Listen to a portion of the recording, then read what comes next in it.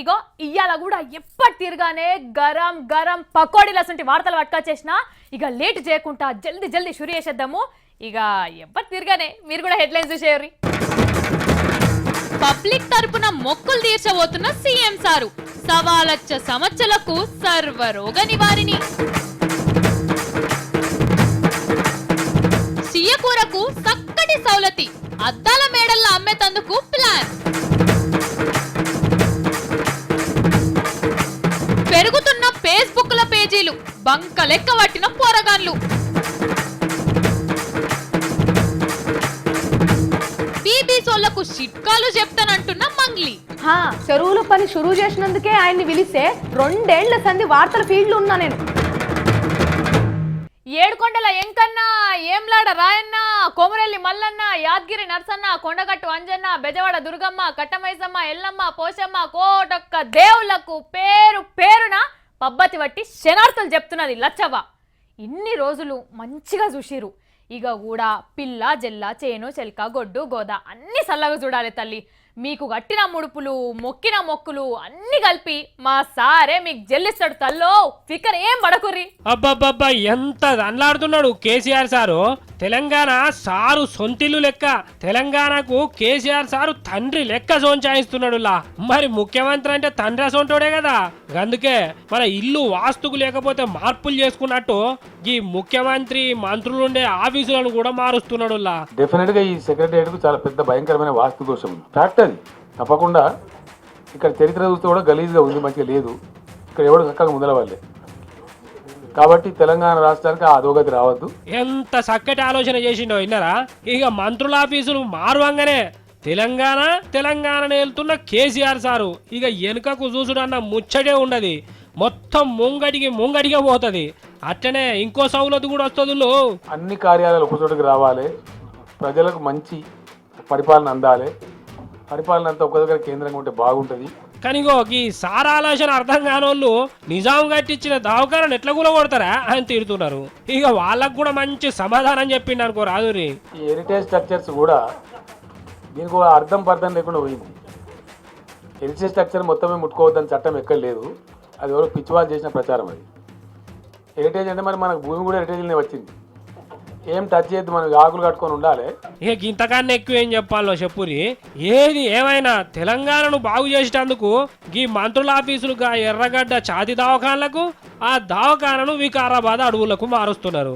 అట్లనే ఉత్త వాస్తు మార్పులు చేసుకొని దేవుళ్ళకి ఏం మర్యాద చేయకుంటే ఏమన్నా ఎడమటం కాదా. అందుకనే ఏ దేవుని మొక్కులు ఆ దేవునికి ముట్ట చెప్పి ఎవ్వల కోపం రాకుండా జాగ్రత్తలు తీసుకున్నాడు కేసీఆర్ సారు. నేను మొక్కుకున్న మొక్కులలో భద్రకాళి అమ్మవారికి స్వర్ణ కరీటం, కొరివి వీరభద్ర స్వామి గారికి బంగారు మిసాలు, కనకదుర్గ బెజవాడకు మొక్కు పుడక చేస్తాం, పద్మావతి అమ్మవారి తిరుపతి వారికి కూడా మొక్కు పుడక చేస్తామని మొక్కున్నాం. మేము ఎక్కని కొండలేదు, మొక్కని బండలేదు. తిరుమల తిరుపతి వెంకటేశ్వర స్వామికి ఒక 5 కోట్ల రూపాయలతోనే ఆభరణాలు చేయిస్తామని చెప్పినాం. మా తెలంగాణ ప్రాంతం నుంచి వచ్చేటువంటి అజ్మీర్ యాత్రికులకు ఒక 5 కోట్ల రూపాయలతోని వసతి గృహం ఏర్పాటు చేస్తాం. ఇక దేవుళ్ళకు కూడా మంచి మర్యాదనే చేస్తూనే ఉండే, అటు వాస్తు కూడా మస్తుగా తయారైతేనే ఉండే. ఇక మన రాష్ట్రానికి ఏమంటం వస్తుంది చెప్పుర్రి. ఇక ఒక్క ఏడాదిలా మనకున్న అన్ని కష్టాలుగా ఎగిరేపోతాయి అన్నట్టు. ఇక కేసీఆర్ సారే ఈ రేంజ్లుంటే ఇక ఆయనకు పాఠాలు చెప్పిందని మురిసే చంద్రాలు సారు ఎట్లుండాలే చెప్పుర్రి. ఎవ్వరికందని ఎత్తులేస్తున్నాడు. ఆంధ్ర ముంగట్కి పోయేటందుకు ఏమేం కీడ్లు నెత్తి మీద కూర్చొని మైకిల్ జాక్సన్ డాన్స్ చేస్తున్నాయో దొరకబట్టి వాటిని తన్ని అవతలికి పంపేందుకు కరాటే కుంఫు మాస్టర్ అవతారం ఎత్తిండు. సిటికనేలతోని పెద్ద గుట్టనెత్తినట్టు చిన్న చిన్న కిటుకుతోని ఆంధ్రాను ఆకాశం అవతలికి తీసుకుపోయే ఉపాయం చేసిండు చంద్రాలు సారు. ఇక చంద్రాలు సారేమో నారా చంద్రబాబు నాయుడు అనే పేరుని పొట్టుగా చేసుకొని నాంచమ్నా బాబా అవతారం ఎత్తిండు. ఆంధ్ర అన్నిట్లా అమెరికాను దాటిపోవడం కంటే ముందుగల తెలంగాణను దాటిపోవాలని టెన్షన్ కొద్దీ యోగాసనాలు వేపిస్తున్నాడు. జీతాలిచ్చే పైసలు లేకున్నా కరుసు కెనకాడకుండా అందరికి యోగా నేర్పించి కూల్ బేబీ కూల్ అనుకుంటా శాంతి మంత్రం జపం చేపిస్తున్నాడు. ఇక గిట్లా అందరు ఒళ్ళు వంచుకుంటా గా బాబా సార్ చెప్పే మంచి ముచ్చట్లను ఒంటికి పట్టించుకొని కుర్చీలలో కూసుంటే సర్కార్ పాలన ఇక మస్తుగా నడుస్తదన్నట్టు. అబ్బా మన ముఖ్యమంత్రులకు రాష్ట్రాలను అభివృద్ధి చేసేందుకు ఎంత దగ్గరతో కనిపెట్టినరో చూసిండ్రా. ఒక ఆయనేమో వాస్తు సిద్ధాంతై, ఇక ఇంకొక ఆయననేమో యోగా బాబాయ్ మొగుల్కి సగానికి నిచ్చెనేస్తున్నారు. ఇక ఇంకా 4 ఏళ్లు పోతే ఆకాశం అవతలికి నిచ్చెనేస్తారు కావచ్చు అని తెగ ఖుషి అవుతున్నారు 2 రాష్ట్రాల తెలుగు పబ్లిక్. అబ్బా ఆకలి బాగా అవుతున్నదల్లా. సీయకూర మనసుల యాదికి రాగానే ఇంకింత ఆకలి ఎక్కువ అవుతూనే ఉన్నది. అసలు కథ ఏంటంటే రేపు ముక్క కూర కడుపు నిండా తినాలని ఇవాళ సగం వెళ్తే పెట్టుకొని వచ్చిన, కానీ రేపు తునకల కూర బాకీ లేనట్టే ఉన్నది. లేకపోతే ఏం చెప్పురి, చేపలేమో బండల మీద పెట్టి అమ్మబట్టిరి, చికెన్ మటన్లేమో గిట్ల దుకాన్లల్లో ఏలడగట్ట అమ్ముతున్నారు. ఓ లచ్చక ఆగాగు, గింత వైనాలు ఎందుకు పడుతున్నావు అని కోపం తెచ్చుకోకుర్రి. ఇగో గీసారి ముచ్చటి నుండ్రి. తమ్ముడే పేకాటనే అంటారు కదా. ఇగో గట్లనే వాస్తు వాస్తే దేవుడు దేవుడే, తునకలే అంటుడు మన సీఎం సారు. హైదరాబాద్ లో రోడ్డు పొంటి షియ్యల కూర అమ్ముడు సార్కు సుతారం నచ్చుతలేదులా. బోటి తలకాయ కాళ్ళు కోడి మాంసం గిట్ల రోడ్ల మీద అమ్మితే తునకల ఆశకు దోమలు ఈగలు ముసురుతున్నాయి. పాడుగా ఎంత గలీజ్ ఉంటది. గట్లనే ఏలాడదీసిన మాంసం మీద దుమ్మువాడి పబ్లిక్ రోగాలు రొచ్చులు వచ్చి పాడైతున్నాయని సారుకు కలుక్కు మంది మనసులా. ఇక చేపల మార్కెట్ పోతే చెప్పవశం కాదు, ముక్కు మూసుకొనే పోవాలి. కొర్రమటలు రవ్వలో బొమ్మలో రొయ్యలో కొందామని పోతే జరసేపాడ నిలవడ వశం కాదు. రోడ్ల మీద పెట్టి మోరీల పక్కన పెట్టి భూమి మీద పెట్టి అమ్ముతూ ఉన్నారు. అది హైజీనిక్ వ్యవహారం కాదు, ప్రజల ఆరోగ్యానికి సంబంధించిన సమస్య. కాబట్టి కనీసం 3 feet హైట్లో పెట్టి అమ్మాలి. అవి 3 feet హైట్లో ఉంటే కొన్ని లక్షల రకాల బ్యాక్టీరియా రాదు. మనం కూడా తెలంగాణ రాష్ట్రంలో ఒక 100 కోట్ల రూపాయలతోని అన్ని మున్సిపల్ పట్టణాలలో ఈ మంచి హైజీనిక్ కండిషన్లో ఉండేటువంటి, ఎక్సలెంట్ కండిషన్లో ఉండేటువంటి vegetable markets, meet and fish markets కూడా డెవలప్ చేయాలని నిర్ణయించడం. ఇన్నర్గా 100 కోట్ల రూపాయలు ఖర్చు పెట్టి మంచి దుకాన్లు కడతారన్నట్టు. అద్దాల మెడలల్లా సూపర్ మార్కెట్లని పెట్టి ఉప్పు మిరపకాయ అమ్మినట్టే గసొంటి బంగ్లాలు కట్టి అందులో తునకల కూర పచ్చాపలు అమ్ముతారన్నట్టు. ఇక మనం కొంటందుకు పోతే హైదరాబాద్లో ఉన్నామా లేకుంటే అమెరికాలో ఉన్నామా అని అనిపిస్తుంది అన్నట్టు. ఇక అప్పటి సంది చూడుర్రి, చియ్యల కూర తిననోళ్ళకు కూడా అబ్బా ఒక్క తునక తింటే మంచిగుండు అని నోట్ల నీళ్లు ఉడతాయి కావచ్చు. ఓ పిల్ల, మళ్ళా కొలువుకు లీవ్ పెడుతున్నావా? ఈసారి లీవ్ లెటర్ ఏం తీసుకునేది లేదు. ముఖానికి తెల్ల పౌడర్ రుద్దుకున్న వాళ్ళందరికీ లోకమంతా తెల్లగా కనబడుతుందట. కాగితం రాస్తే లీవ్ లెటర్ రాసినట్టేనా? ఏంటిదా పోలిక?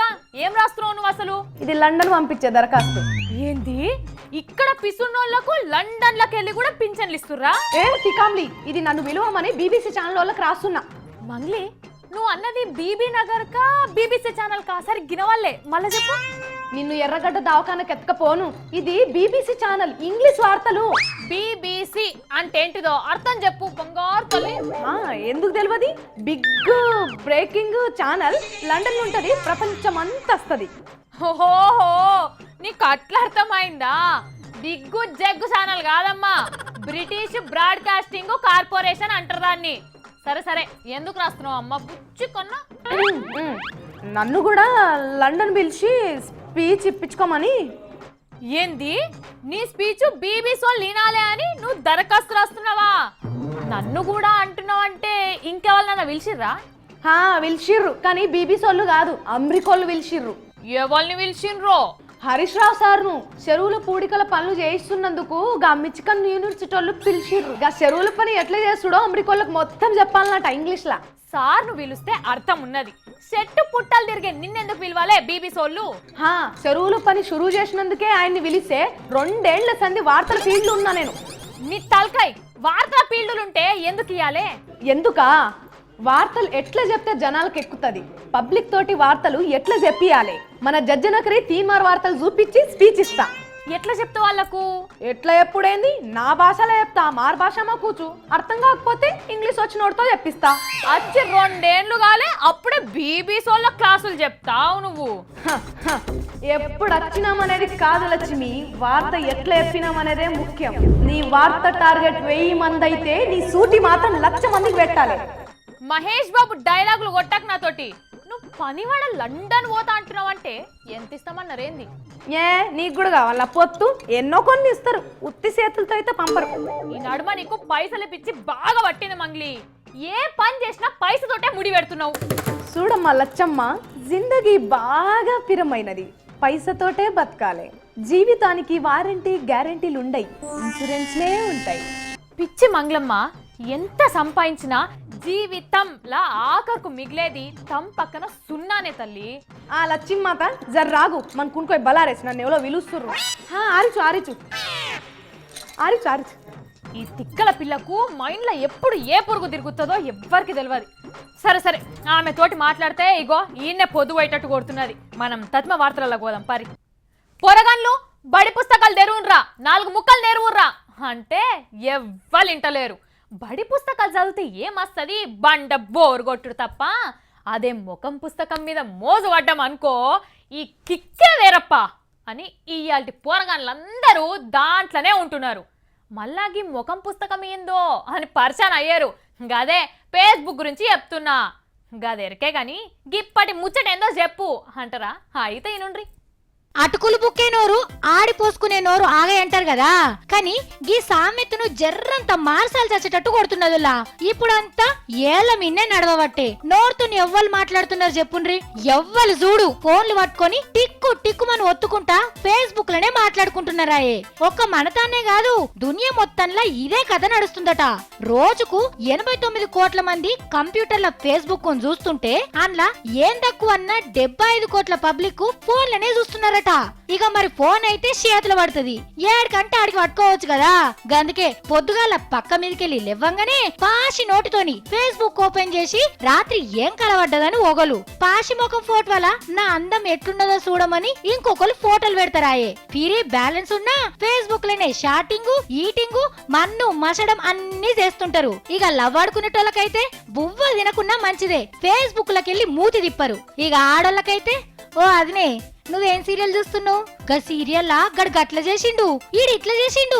అవును గాని నువ్వే రంగు చీర కట్టుకున్నావు, నా చీర మంచిగున్నదా అనుకుంటా బువ్వ కూరండు కూడా పక్కకు పెట్టి ఫేస్బుక్ లోనే పొద్దులే తీసేటోళ్ళు ఉన్నారు. పనులన్నీ పక్కకు పెట్టి ఆఫీసులున్నా కాలేజీలున్నా పక్క పొంటున్న సోపతిగాంతో మాట్లాడాలన్నా ఆఖరికి ఒంటికి రెండిటికి పోయినా ఫేస్బుక్ ఓపెన్ చేసుకొని కూర్చుంటున్నారట. ఇక మరి ఇట్లా చూసేటోళ్ళు రోజు రోజుకు పెరుగుతూనే ఉన్నారట, గాని తక్కువనైతే అయితలేరట. చూడుండ్రి జనాలు ఎట్లా అలవాటైతున్నారో. ఇప్పటికే ఫేస్బుక్ లోనే లవ్వులు లగ్గాలు, ఆఖరికి ఇడుపు కాయిదాలు కూడా కాబట్టే. ఇక ఇంకా కొన్ని దినాలు పోతే కడుపులు కాన్పులు కూడా ఫేస్బుక్ లోనే అయితే కావచ్చు అనుకుంటున్నారు ఫేస్బుక్ ల గురించి మొత్తం తెలియనోళ్ళు. ఇవాళ నేను పట్టుకొచ్చిన ముచ్చట్లు మళ్ళీ వచ్చేటప్పుడు గిట్లానే గరం గరం ముచ్చట్లతో వస్తా. గప్పటిదాకా చూస్తూనే ఉండురి V6.